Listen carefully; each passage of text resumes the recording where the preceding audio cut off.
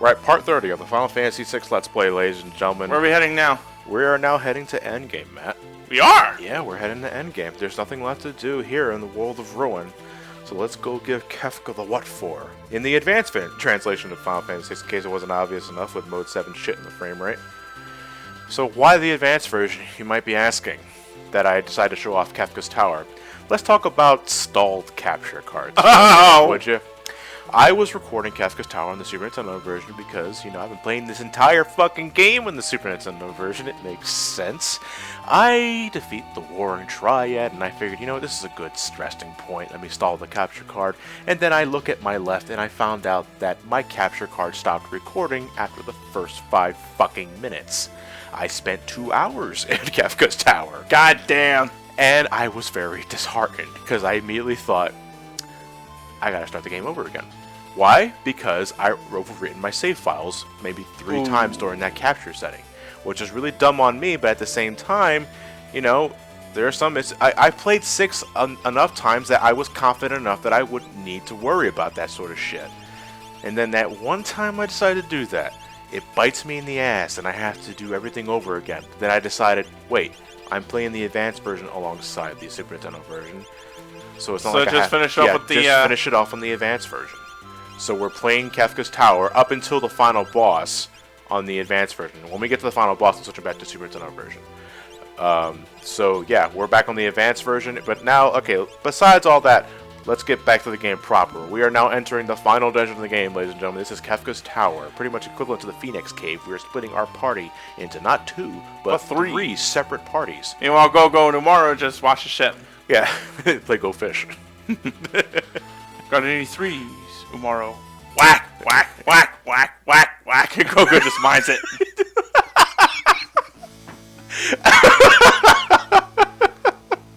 They got nothing better to do.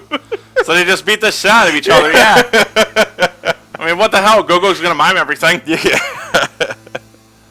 A Hypno Crown. There's a lot of great loot in this place. Yeah, there really is. Hypno Crown's not one of them, though.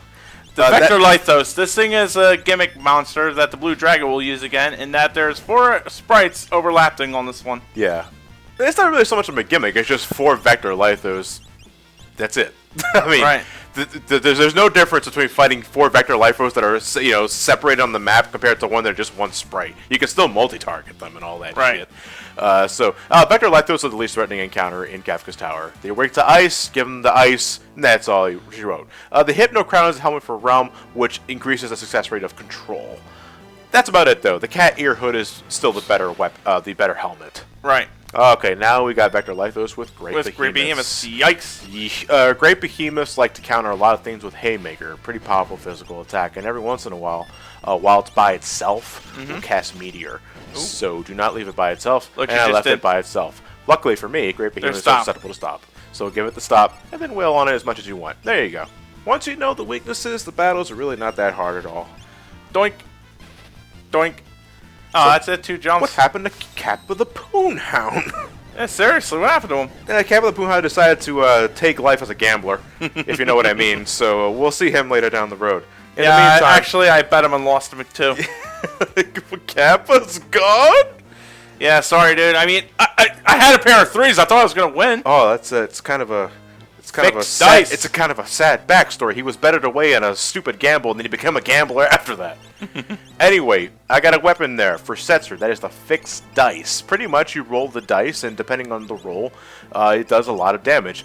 So if you're getting if all 3 dice read like 4s, 5s, or 6, we're talking about 6,000 to 7,000 max damage. Combine that with an offering. Absolutely, Matt. You see where I'm going here. Now, but there's a way you could fix the dice so that you always get like 6s, right? No. As far as I'm aware, no, despite the name.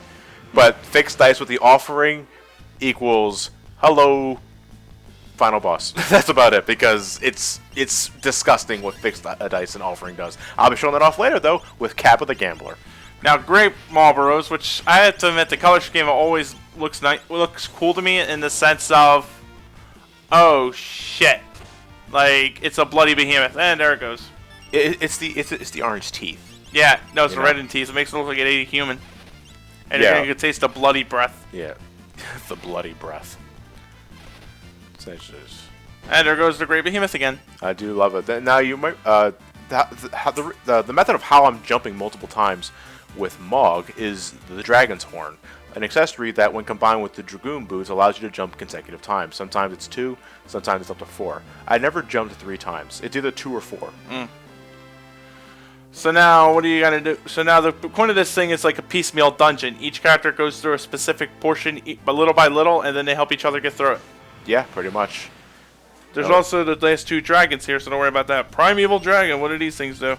Nothing spectacular. They have access to Life Shaver, which is an attack that saps away HP based off the amount of they have taken.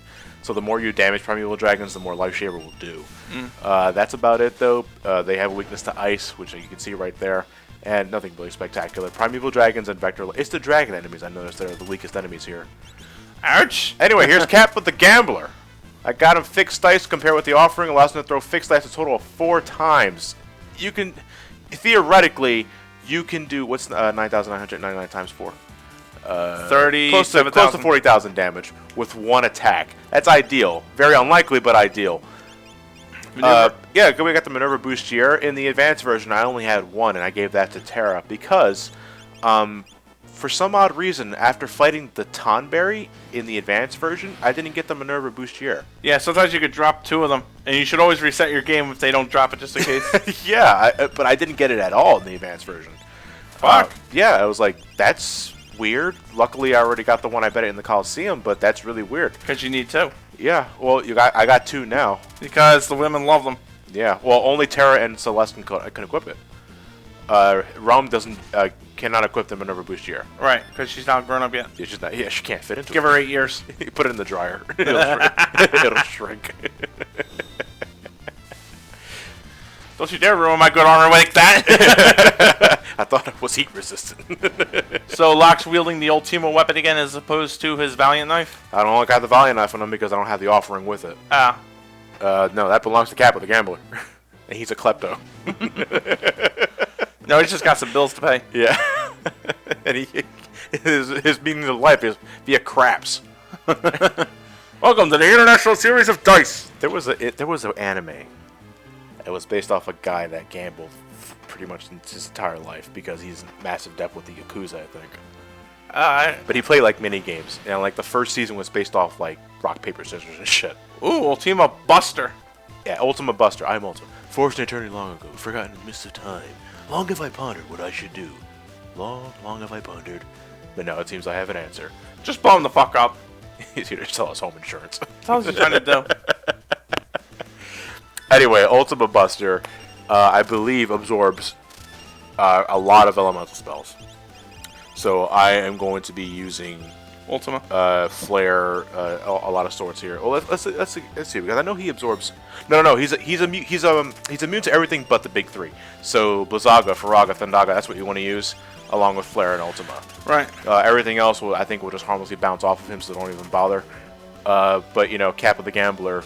Just have anything. It's like he wants. See, look at that. He took a full fucking shot to the face, 0 damage. That is the power of the Imp's armor with an Imp on. That is amazing. It's really good on Setzer too, considering slots aren't really wowing. Yeah, I mean this is him. He has transcended. Ooh, the blood sword. I stole a blood sword. Yeah, I'm gonna be doing a lot of stealing with Block while I'm down here too, because I believe off screen everyone's around a comfortable level of 40 here. In the Super Nintendo version, everyone was around levels 29 to 35. And it's feasible. It's a little more dangerous. So just to get a move on here, everyone here is around level 40. Which means for Locke, he can have an easier time stealing things from enemies here too, because that's based off levels. And I really fucking hate that mechanic in this game. Like, I like how later games just do steal. Run in, take a chance. Yeah, because people in different strategy guides recommend that when you're fighting Gilgamesh in the advanced version, that you bring Locke with you so you can steal Genji armor from him. Genji armor, Genji shield, and all that. But Gilgamesh is like level 97. You're not so to even have a 1% chance of stealing, Locke would have to be at level 47 or 50. Just to have a 1% chance of getting an item. Fuck that noise. Anything below that, you're not getting anything. And yeah, that is stupid. 9 had the best stealing mechanics. Besides, the Genji armor may be high statistically, but it pales compared to other armor that can deflect shit. We recommend Force armor, Force shields and all that. To me, those are the best armors in the game. By the way, in case it's not obvious, here Kefka's tower combines the floating continent and the old empire. Yes, the Vector, the city of Vector. I do like that. It's a little lazy in some parts, but I like it. You know, because why do we keep the bathroom? even evil cosmic overlords need to deuce. Yeah, the whole divine deuce. Ah, Yojimbo. Yojimbo and Demon, Demon Knights. Yojimbos have a really annoying attack called Eye for an Eye when you kill them. Pretty much they will do instant death on you before they die. You can cast Imp on Yojimbos though. Right, and to save yourself from that. Yeah, pretty much because they no longer can do desperation attacks while in Imp status. There's Eye for an Eye. Fuck you, Kappa the Gambler has no time for your fucking instant death attacks. Doink. Come on, sevens. The house wins. Like he's so distracted by gambling that he doesn't realize he's killing everything around him every time he rolls the dice. That's a really horrible thing when you think about it. Imagine that in the hands of a child. Oh, mommy, look what I can do! Don't throw that! Metal Hitman? Nothing spectacular here either. Aren't they the tricksters who are like the tricksters where you hit them with a thunder magic and then they zap the shit out of you if you do? Yeah. All right, now I'm thinking 4. You are thinking 4, yeah. That thing was called Little Murderer in the advanced translation. That Little Murderer. Little Murderer. The other moves for Cayenne don't really sort of compare in a way. 8, I think, is instant death, I think, or something. The 6 is Quadra Slice, which trades off a little attack power, but it's if it's ignorant. 7 is Quadra Slice. Oh, sorry, what's 6? 1 is Dispatch, 2 is Retort, 3 is Empowerer. I'm switching between the SNES names and the advanced names, because the advanced name they gave them all like samurai names. 4 is Quadra Slam. 5 is Slash. 6 is Stunner. 7 is Quadra Slice. 8 is Cleave. I showed off Cleave earlier in the Let's Play against the 4 Tumbleweeds after we learned of all of his enhanced Bushido techniques. That he ironically didn't learn from Bushido in the bedroom. His Book of Secrets. By the by, you can also have Cayenne learn those as he levels up. Yes. So you could say, fuck your personal demons. He gets rid of his personal demons through leveling up. The thrill of battle makes him forget all past woes. You don't equip the Force Armor? The what? The Force Armor? The what? The way what?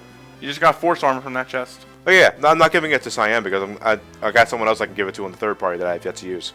And let's be honest, Genji armor on a samurai is very fitting. Yes, it is. Glad you saw what I was going for. I think that's what I was going for anyway. Let me go talk to my past self. Was it intentional? What? Who are you and get out of my house? So that's 2 parties. Meanwhile, the third one's just with Lift sitting up there alone. Third party's wondering if they can get on that game of Go Fish between Dongs and Go-Go. They're just beating the fuck out of each other. The miming never stops. Exactly. Okay, now we got Innocence and Fortresses. Fortresses are like the ultimate of proto-armors. They don't like lightning, though. They are machines, after all. None of them do. Pretty much. Oh, susceptible to heat, though. Move. I like that. Move and you're done for. Essentially. In the SNES version, it's move and you're dust. I like that, too. I can imagine, you know, it's kind of like how, like, when, like, Squidward is trying to carve a statue out of the marble. He hits it once and it just implodes in dust. Like, that's what happens to the enemies when they move. It's like... Or they turn into Skittles. Taste the rainbow, motherfucker. Exactly. Edgar leveled up for what that's worth. I don't get the name, though. Air Anchor. Like, I hear that, and I'm thinking... That sounds like it's like fucking basketball gear for Michael Anchor. Michael Anchor? Yeah. Ooh, are those air anchors you're wearing? It probably has a real serious name to it. I just don't know what the fuck it is. Yeah, like I really should have looked up the Japanese name for air anchor. Maybe Anchor Air. The Edgar gun. He would name it after himself, the prick. I would totally name something the Anchor gun, though. Yeah. Vector Chimeras, what do these things do? Nothing spectacular either. They have counterattack, which I easily blocked. I think they do not like fire. But again, there's one encounter here that I'm not showing off because I luckily didn't run into it, and it's the Fiend Dragon. Ooh, that fucker. Yeah. You only encounter them in one room in the game, I think, and it's the area that's shaped like a U. Yeah. You can encounter 1 or 2. If you encounter 2, that's congratulations. That's like one of the hardest battles in Kefka's Tower. because they counter everything with Heartless Angel. Which, if you're not familiar with that, it is a spell that reduces everyone's HP to single digits, and it's unblockable. They consider it Dick Move Alpha. Yeah, Dick Move Alpha, and then they usually like to follow up with Dick Move Beta with other spells.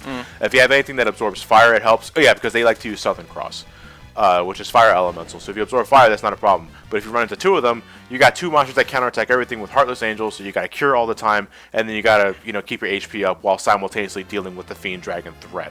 Boring. You fight one of them in the Coliseum when you're betting something for the Marvel shoes, if you want to go for that way.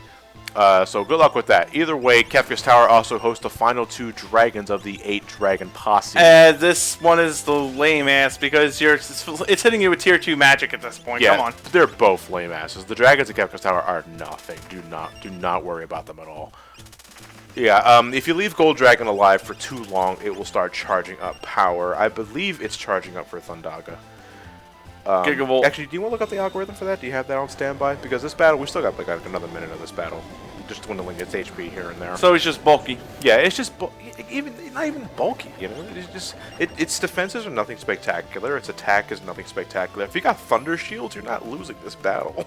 If you have fucking level over 20, you're not losing this battle. Yeah, it's Thunder's paltry amounts. You would have been a threat as the first boss of the game. Dude, straight up, I almost put in Good Dragon instead of Gold Dragon. That's a good dragon. I kind of want Chinese food now, yo. Good dragon takeout. That's a fucking awesome name for Chinese takeout, yeah. Let's see, all these items. Gold dragon begins storing energy. Yeah, I guess it's after half his health is lost. Yeah, after... Ah, fuck you, phone. You just immediately clicked on Final Fantasy 6. He's a Brachiosaurus jerk-off. He doesn't do anything special. The wiki says. No, that's what I'm saying. Even the wiki doesn't like him. Nobody likes this thing. Mainly attacks with Gigavolt, Bolt, and Bolt 2. He's weak to water, so Aqua Wake and Queen Sweeper are good attacks to use. Or Flood if you have it. Or dice. Dice. Yeah. Yeah. By the way, the Gold Dragon is also vulnerable to Berserk. Really? Yep. Wow. Just keeps getting more and more pathetic as the list goes on. Dude, it's not only him. I think the Blue Dragon is also weak to it as well. Oh, I killed the Blue Dragon already, though. There's only one dragon left, and that's the Skull Dragon, and he's also not a threat. He's also the only dead one. The only dead one? I think he also has the lowest amount of HP. Next to the Ice Dragon in Narsh. 32,800. Nope. What is the lowest amount? I'm not sure. I think the Ice Dragon. What is the Ice Dragon's HP? I don't even know. I couldn't tell you. Anyway, we got new encounters here. Ariman and Daedalus. Holy shit! Okay, see, the Daedalus is a threatening-looking monster. The Ahriman looks like a fucking pervert. He's got his eyes on you. Well, sorry. You think those things are taken as bigger threats than they have a right to be? You just poke out its eye. Like a Three Stooges gag? Exactly. Yeah. Anyway, Daedalus has nothing to steal, as you saw. Pretty much the color swap of... What was the name of the enemy over here? I forgot his name. The guy fought in Dullahan. Tomb. Dullahan, yeah, there you go. You fight Daedalus in the Coliseum, too, for an item, and I don't remember which one that was. But I think he was more of a threat on that one, because he does have access to, like, level 5 death, and I think he does cast Doom. But he himself, I think, is vulnerable to death. Either that, or... So you can reflect it right back at him? Yeah, just like the fucking... Samurai. Not the Samurai, the color swap of the Air Force, or the Sky Force. And there's another palette swap of the Rexol monster thingy. Yeah, there you go. That right there, ladies and gentlemen, on the bottom is Dark Force. I call them Dark, I think Darkseid is the name of his SNES name. Dark Force. Roulette, I think, is also a death skill for what's his name? That's a blue. Yeah, it's a blue magic. Getting into that, Dark Force has access to almost every single blue magic in the game, and every turn he will choose between 3 blue spells of that turn. Like on the first turn, it's always 3 spells, choose between certain amounts. And then on the second term, he chooses another 3, so on and so forth, and it just loops over and over again. He is the best person to learn blue magic from if you haven't done it with Strago yet. You cannot learn Grand Train from him, and you cannot learn Force Field from him. But not even if you confuse him?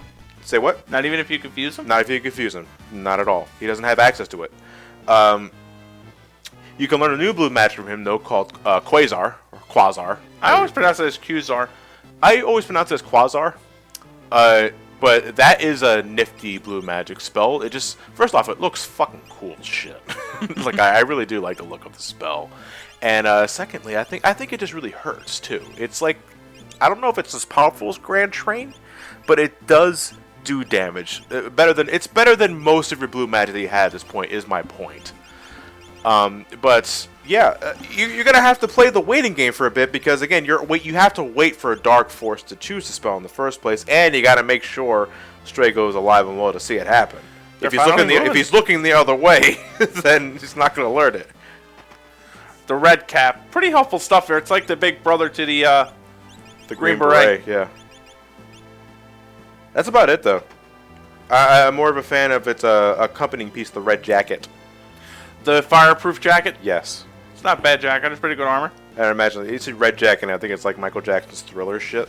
Or Anarchy's. Yeah. Yeah. From Batman. Yeah. I bring that up because I've been playing Origins recently. Topical. You know us at SGB, always on target with our commentary. Yeah. Looking forward to that new Batman game, Arkham Origins. Yeah, right. Heroes Ring. That's the 25% physical, 25% magic buff, right? Yeah. Boof. Ooh, it said that dude. Magical boof. My mind, 5 years from now when my mind goes away, this is going to be very horrifying in hindsight. We could just see the deterioration on the Let's Play.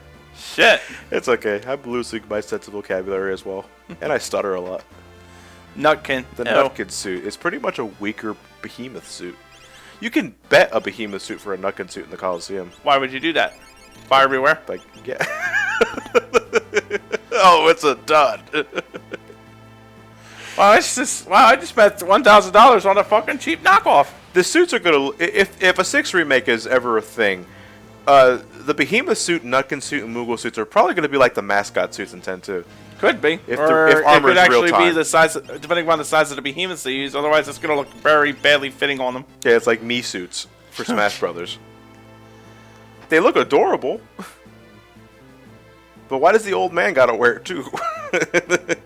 Better that than the fucking low-cut armor. Yeah. God forbid there's something draft. Yeah, it's like it's like a hodgepodge of Vector, the Magitech facility.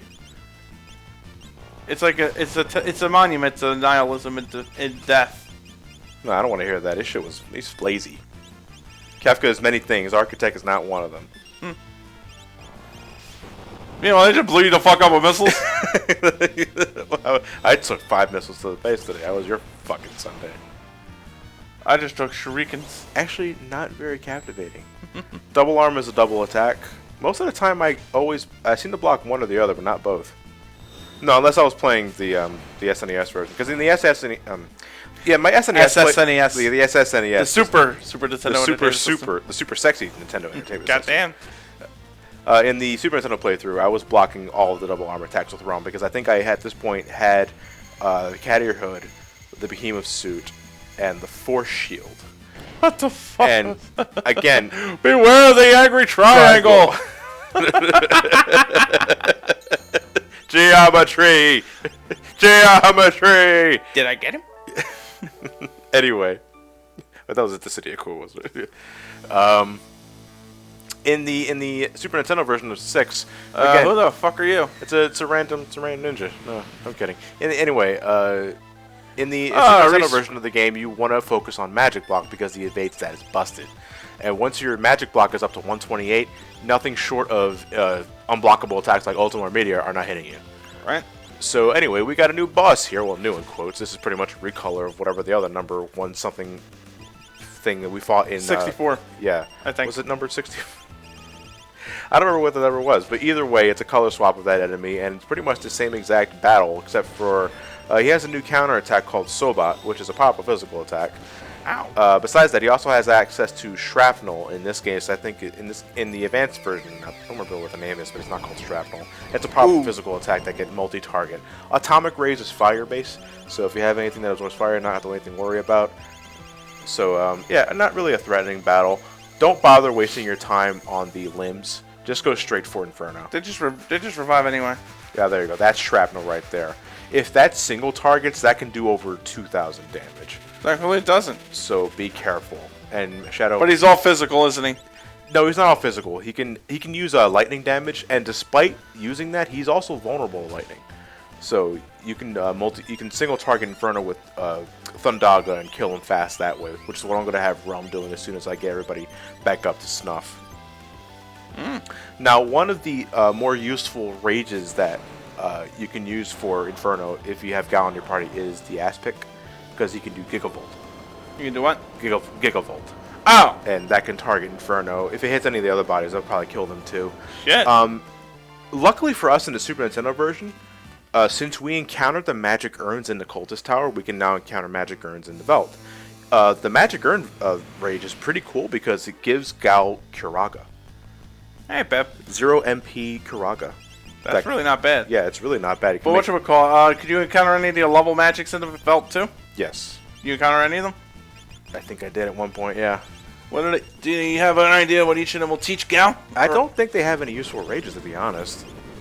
Oh shit, rocks fall, Gal dies. But I do know that, and we probably discussed this earlier, one of the other encounters that you can fight in the Veld are the King Behemoths. Yep. And the Undead Behemoths. And you get more Behemoth suits when you kill them that way. And in the advanced version, you get 2. But you only need 2. You only need 2, yeah. But you can bet for Nutkin suits and just complete your inventory. But Nutkin suck. Actually, there's a reason why you want to bet Behemoth suits and all that, like. Because you can also get Snow Mufflers in the Coliseum. So if you got the spare suits, you get your Behemoth suit for Realm and Strago, and then use the rest to get your Snow Mufflers for Mog and Gao. Because Umar already has one equipped, and he can't take it out of him. It's his not without a fight. Yeah. But he's already in the middle of a scuffle with Gogo for endings. You